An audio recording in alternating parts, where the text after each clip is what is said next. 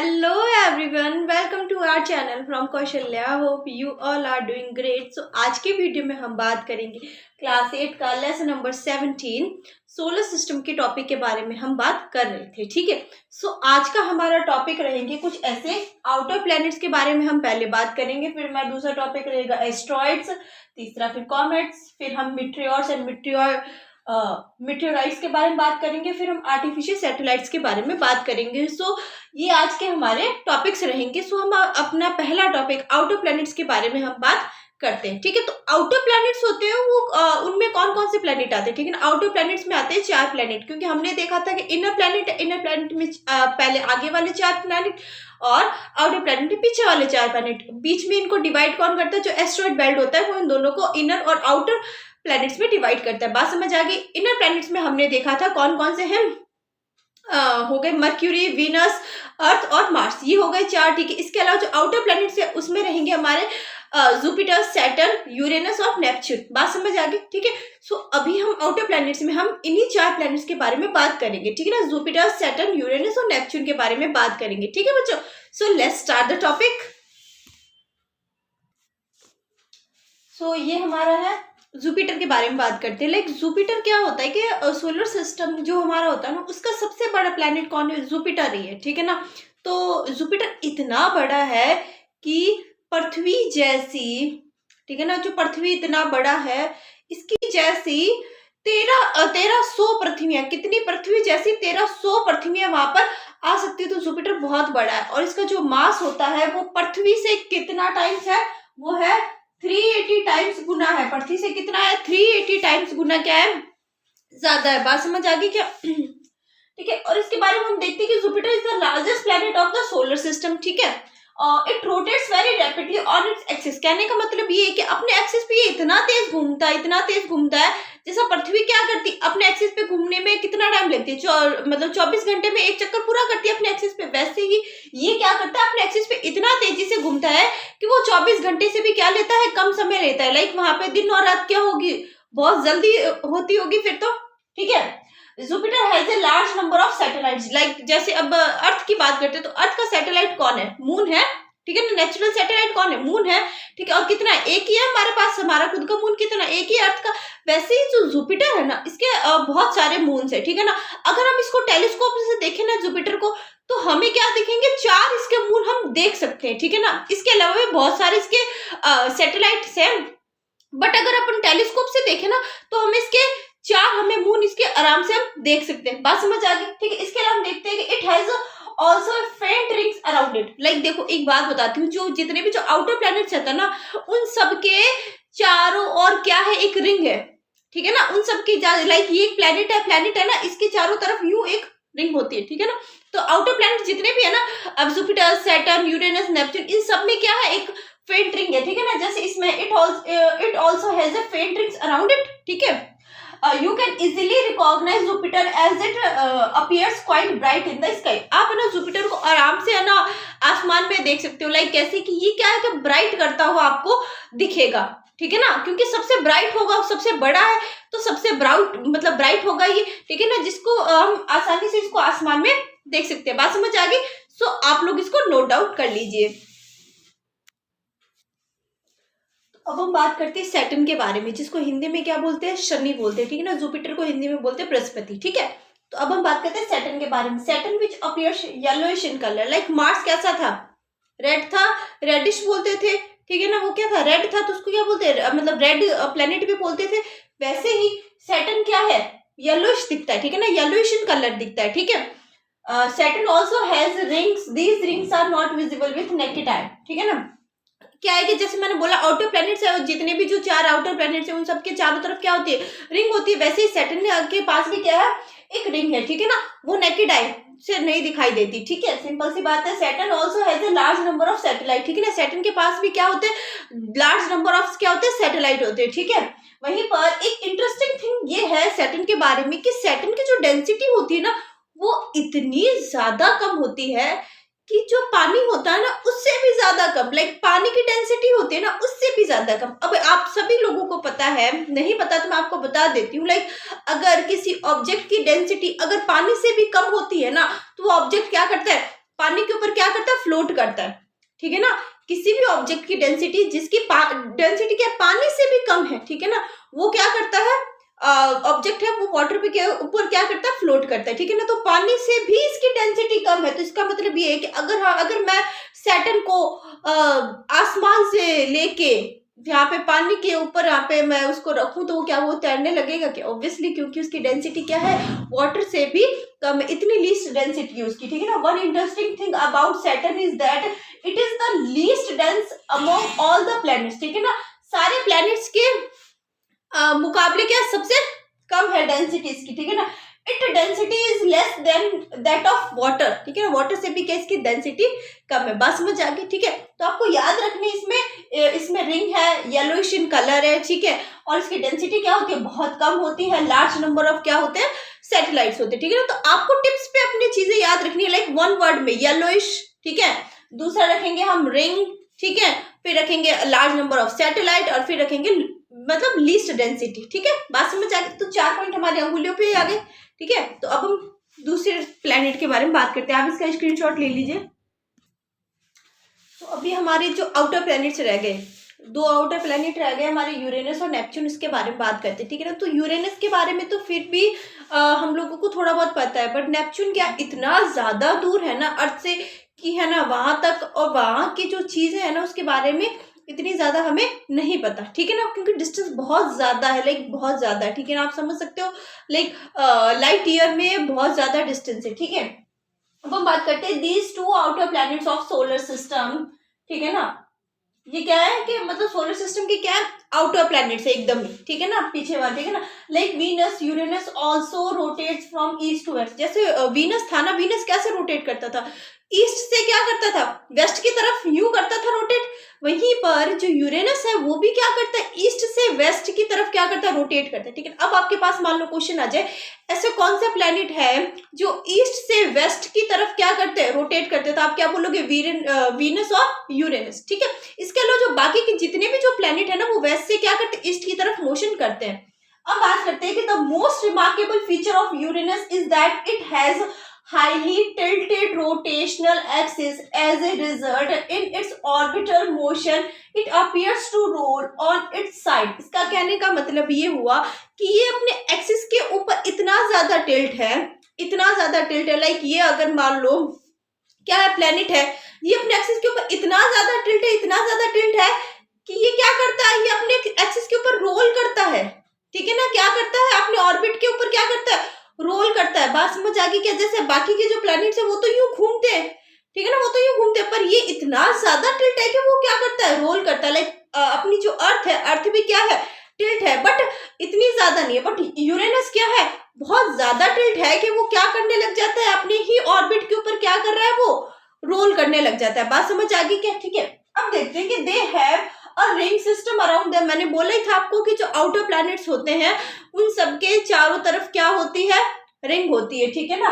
Outer planets have large number of moons, ठीक है ना। आउटर प्लैनेट जितने भी होते हैं ना उन सबके पास लार्ज नंबर ऑफ मून्स होते हैं। बात समझ आ गई क्या, ठीक है। सो अभी हम बात करेंगे एस्ट्रॉइड्स के बारे में बात करेंगे। अब हम बात करते हैं एस्ट्रॉइड के बारे में, ठीक है ना। एस्ट्रॉइड क्या होते हैं, ठीक है ना। एस्ट्रॉइड होते हैं जो मार्स और जुपिटर के बीच में जो बहुत ज्यादा गैप होता है ना, इसके बीच में कुछ ऑब्जेक्ट्स होते हैं ना, कुछ ऑब्जेक्ट्स होते हैं वो क्या करते हैं, सन के चारों तरफ क्या करते हैं, रिवॉल्व करते हैं, क्या करते हैं, रिवॉल्व करते हैं, ठीक है ना। उन्हीं को क्या बोलते हैं, एस्ट्रॉइड बोलते हैं, ठीक है ना। और इनको देखने के लिए हमें एक बड़े टेलीस्कोप की सहायता लगेगी, ठीक है ना, उसी की मदद से हम इनको देख पाएंगे, ठीक है। तो ये भी क्या होते हैं, जो एस्ट्रॉइड होते हैं वो भी सोलर सिस्टम का ही पार्ट होते हैं, ठीक है। तो हम इसको देख लेते हैं। There is a large gap in between the orbit of Mars and Jupiter. This gap is occupied by a large number of small object that revolves around the sun. These are called asteroids, ठीक है। And the asteroids can only be seen through large telescope. बात समझ आ गई क्या, ठीक है। तो आप लोग इसको नोट डाउन कर लीजिए। अब हम नेक्स्ट टॉपिक के बारे में बात करते हैं, कॉमेट्स, ठीक है। तो अभी हम बात करते हैं कॉमेट्स के बारे में। They revolve around the sun in highly elliptical orbit, ठीक है ना। पहली बात तो ये कि ये क्या होते हैं, ये सोलर सिस्टम का ही पार्ट होते हैं, ठीक है ना। ये मैं समझना है कि सोलर सिस्टम से अलग होते हैं। अगर हमें सोलर सिस्टम के बारे में बोला जाता है कि व्हाट इज सोलर सिस्टम, तो उसके अंदर हम बताएंगे ना, प्लैनेट्स है, ठीक है। उसके अलावा एस्ट्रॉइड्स है, कॉमेट्स है, मीटियोर्स है, ठीक है ना। ये सब चीजें भी क्या है, सोलर सिस्टम का ही पार्ट है, तो इनको सोलर सिस्टम से अलग नहीं करना। ये सब चीजें साथ में होगी तभी क्या बनेगा, एक सोलर सिस्टम बनेगा, ठीक है। बात समझ आ गई। अब हम देखते हैं कि इसने बोला कि जो ये कॉमेट्स होते हैं इनका जो रूट होता है वो कैसा था, हाईली एलिप्टिकल होता है, ठीक है ना। मतलब क्या है कि इतना ज्यादा लाइक बड़ा घेरा बनाता है कि इसको वन चक्कर कंप्लीट करने में इसको बहुत ज्यादा टाइम लग जाता है। और ये दिखने में भी कैसा होता है, इसका जो हेड होता है वो ब्राइट होता है, ठीक है ना। कुछ ऐसा होता है, हेड क्या होता है और ब्राइट होता है। पीछे की तरफ क्या निकली रहती है, इसकी टेल निकली रहती है, ठीक है ना। कुछ ऐसा है, ठीक है ना। हेड क्या होता है, बहुत ब्राइट होता है और पीछे की तरफ क्या निकली रहती है, कुछ ऐसे टेल निकली रहती है, ठीक है ना। और ये करता क्या है, ये सन के चारों तरफ क्या लगाता है, चक्कर लगाता है, ठीक है ना। चक्कर लगाता है तो जो इसका जो टेल होता है ना वो क्या रहता है, सन से अवे रहता है, ठीक है ना। वो क्या रहता है, लाइक ये जो हेड है, मान लो यहाँ पे ये सन है ना, यहाँ पे ये सन है तो ये तो इसके सामने रहेगा, पर ये जो टेल है वो क्या रहेगी, पीछे की तरफ रहेगी। बात समझ आ गई क्या, मतलब हमेशा क्या रहती है, टेल सन से दूर की तरफ रहती है। और जैसे जैसे ये जो कॉमेट्स होते हैं सन के पास जाते हैं ना, जैसे जैसे कॉमेट सन के पास जाते हैं, जो इसकी टेल होती है ना वो क्या होती रहती है, लंबी हो जाती है। बात समझ आ गई क्या, ठीक है ना। तो ये भी एक इसका स्पेशल फीचर है कि जैसे जैसे ये सन के पास जाती है इसकी टेल क्या हो जाती है, लंबी हो जाती है, ठीक है ना। तो they revolve around the sun in highly elliptical orbit, ठीक है ना। बात समझ आएगी, इलेप्टिकल कैसे, मतलब एक बहुत ही ज्यादा बड़ा घेरा, लाइक उसको कंप्लीट करने में बहुत ज्यादा उसको समय लग जाता है, ठीक है ना। Their period of revolution around the sun is usually very long, बहुत ज्यादा होता है, ठीक है ना। A comet appears generally as a bright head with a long tail, ठीक है ना। हमने बताई थी bright head and a long tail. The tail of a comet is always directed away from the sun, ठीक है ना। ये हमेशा क्या रहती है, सन से क्या रहती है, अवे रहती है थोड़ा सा। बात समझ आ गई, ठीक है ना। तो ये हो गया हमारा कॉमेट्स, आप लोग इसको नोट डाउन कर लीजिए। अब हम बात करते हैं मीटियोर्स के बारे में, मीटियोर्स एंड मीटियोराइट्स के बारे में बात करते हैं। The bright sticks of light in the sky, they are commonly known as shooting star, all through they are not stars, ठीक है ना। They are called meteors. अब इसमें देखो होता क्या है कि आप लोगों ने बहुत बार ऐसे देखा होगा कि अरे टूटता तारा, अरे टूटता तारा। वो टूटते तारे नहीं होते, ठीक है ना। वो क्या होते हैं, वो मीटियोर्स होते हैं, ठीक है ना। जो आपको ब्राइट करते हुए, ग्लो करते हुए, एक लंबी सी आपको ब्राइट ग्लो करते हुए एक लाइन जाते हुए दिखती है, आप बोलते हो अरे टूटता हुआ तारा। नहीं, वो टूटता हुआ तारा नहीं होता, वो क्या होता है, मीटियोर्स होते हैं। अब कहानी क्या है इसके पीछे, होता यूं है कि ये जो मीटियोर्स हैं जब क्या करते हैं हमारे एटमॉस्फेयर में, अर्थ के एटमॉस्फेयर में जब एंटर करते हैं तब इतनी ज्यादा हाई स्पीड में होते हैं, ये इतनी ज्यादा हाई स्पीड में होते हैं कि जो एटमॉस्फेयर है अर्थ का, उससे फ्रिक्शन के कारण जो मीटियोर्स है और अर्थ का जो एटमॉस्फेयर है उसमें क्या होने लगता है, दोनों के बीच में फ्रिक्शन होता है। उस फ्रिक्शन से क्या होता है कि ये जो मीटियोर्स हो जाते हैं वो क्या हो जाते हैं, हीटअप हो जाते हैं। जैसे ये हीटअप होते हैं ये क्या करते हैं, हमें ब्राइट करते हुए दिखते हैं, हमें लगा, हम बोलते हैं इसको शूटिंग स्टार, कहते हैं अरे ये तो टूटता हुआ तारा। नहीं, वो टूटता हुआ तारा नहीं होता, वो क्या होता है, मीटियोर्स है जो एटमॉस्फेयर में आने के बाद उसके फ्रिक्शन के कारण क्या होने लगता है, हीटअप हो जाता है, ठीक है ना। अब हीटअप हो जाता है ना तो इतनी ज्यादा हाई स्पीड में होता है और इतना ज्यादा हीटअप हो जाता है कि यह ना अर्थ के सरफेस के ऊपर पहुंचने से पहले ही क्या हो जाता है, इवोपरेट हो जाता है। क्या हो जाता है, इवोपरेट हो जाता है, ठीक है ना। बात समझ आ गई क्या, ठीक है ना। तो ये होते हैं मीटियोर्स, ठीक है ना। इसके अलावा वो मीटियोर्स जो बहुत ज्यादा बड़े होते हैं, लाइक, ठीक है ना, हीटअप होने के बाद भी और फ्रिक्शन के बाद जब वो हीटअप हो जाते हैं ना, उसके बाद जब वो हमें दिखाई देता है ना और उसके बाद वो अर्थ के सरफेस पर भी पहुंच जाते हैं, ठीक है ना।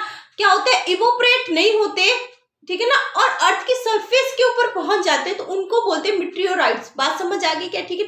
इवोपरेट हो जाते हैं, ठीक है ना, अर्थ के सरफेस तक नहीं पहुंचते तो वो तो हो गए मीटियोर्स, ठीक है ना। वहीं पर जो इवोपरेट तो होते पर इतने ज्यादा बड़े होते कि पूरी तरह से नहीं हो पाते और अर्थ के सरफेस के ऊपर पहुंच जाते हैं तो उनको बोलते हैं मीटियोराइट। जो मीटियोराइट्स होते हैं जो अर्थ की सरफेस पे पहुंच जाते हैं, ठीक है ना, उन्हीं की हेल्प से ना जो साइंटिस्ट होते हैं वो क्या करते हैं, इनके स्टडी करते हैं, ठीक है ना। बात समझ आ गई। अभी हम इसको देख लेते हैं, ठीक है ना। A meteor is usually a small object that occasionally enter the earth atmosphere, मतलब अर्थ की जो एटमॉस्फेयर है ना वो ऐसा नहीं कि रोज आता है, नहीं, कभी कभार आता है, ठीक है ना। At that time it has a very high speed, the friction due to the atmosphere heat it up, ठीक है ना। एटमॉस्फेयर के फ्रिक्शन के कारण क्या हो जाता है, ये हीट अप हो जाता है, ठीक है ना। इट ग्लोज एंड इवोपरेट्स क्विकली, ठीक है ना। ये चमकता है और जल्दी से क्या हो जाता है, इवोपरेट हो जाता है। बात समझ आ गई। मैंने आपको बताया मीटियोर्स के बारे में, ठीक है ना। वैसे ही वो भी क्या होता है, इवोपरेट तो होता है पर इतना बड़ा होता है कि पृथ्वी की सरफेस तक पहुंच जाते हैं, और उसी की मदद से क्या करते हैं साइंटिस्ट, स्टडी करते हैं इनके बारे में। तो उसको क्या बोलते हैं, मीटियोराइट्स बोलते हैं, ठीक है ना। वो यहाँ पे आपको नोट डाउन करवा देती हूँ, इसको आप नोट डाउन कर लीजिए या स्क्रीनशॉट ले लीजिए। तो अभी मैंने आपको मीटियोराइट्स के बारे में बता दिया है, मैं आपको लिख दिया, ठीक है ना। Some meteors are large and so they can reach the earth before they evaporate completely, ठीक है।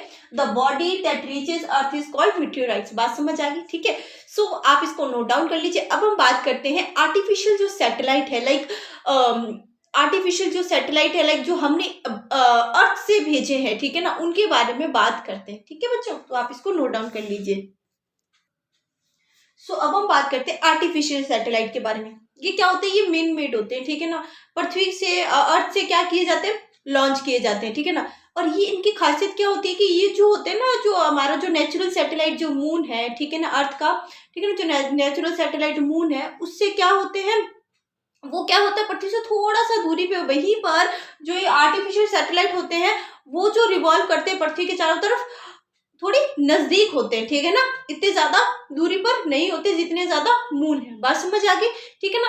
और ये क्वेश्चन उठता है सभी के दिमाग में उठेगा जो नया नया इस चीज को पढ़ रहा है कि आर्टिफिशियल सैटेलाइट हम लॉन्च ही क्यों करते हैं, ठीक है ना। ऐसी क्या जरूरत आन पड़ी कि हम लॉन्च करते हैं, ठीक है ना। ये जरूरत आन पड़ी, ये क्या, पहली बात तो ये ना क्या करता है, जो फॉरेस्ट जो वेदरिंग होती है ना उसके बारे में बताता है, ठीक है।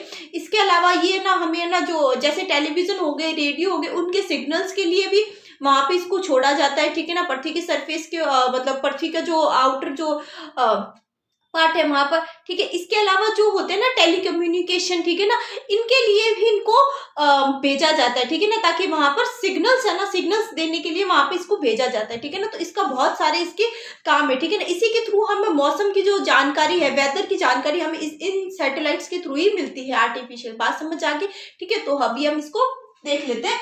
Artificial satellites are man made, they are launch from earth, they revolve around the earth much closer than earth natural satellite the moon, ठीक है ना। मून से क्या रहता है थोड़े से ना, जो मून जो सैटेलाइट जो रिवॉल्व करता है अर्थ के साथ, उससे क्या रहता है थोड़े से क्लोजर होते हैं, ठीक है ना। Aryabhata was the first Indian satellite, ठीक है ना। सो हमारे इंडिया ने भी बहुत सारे सैटेलाइट क्या रखे हैं, भेज रखे, ठीक है ना। उसमें से जो फर्स्ट जो इंडिया ने जो सैटेलाइट भेजा था वो कौन सा, आर्यभट्ट। अब बात एक आर्यभट्ट क्यों भेजा, क्योंकि आर्यभट्ट हमारे इंडिया के क्या बहुत बड़े वैज्ञानिक है, ठीक है ना। उनका इसमें बहुत बड़ा योगदान है, ठीक है ना। इस साइंस में इनका क्या, आर्यभट्ट का बहुत बड़ा योगदान है, ठीक है ना। तो Aryabhata was the first Indian satellite. Some other Indian satellites are INSAT, IRS, Kalpana first and एजुकेट। बात समझ आ गई, एजुसेट, सॉरी क्या है, एजुसेट। बात समझ आ गई, ठीक है ना। ये कुछ सैटेलाइट है जो हमारे इंडिया ने भेज रखे हैं। और बात समझ आ गई, आर्टिफिशियल सैटेलाइट हम भेजते क्यों है, ठीक है ना। हम इसीलिए भेजते हैं पृथ्वी के बाहर, इसलिए भेजते हैं ताकि हम पृथ्वी का वेदर वगैरह पता कर पाए, ठीक है ना। और जो सिग्नल्स होते हैं रेडियो टेलीविजन सिग्नल्स के सिग्नल्स हमें मिल पाए, और हम आराम से हम जो टीवी देख रहे हैं वगैरह, ये कहाँ से, उन्हीं सैटेलाइट से रेज आती है। बात समझ आ गई, ठीक है। So that's all for today, thank you so much. Video को लाइक करें, चैनल को सब्सक्राइब करें।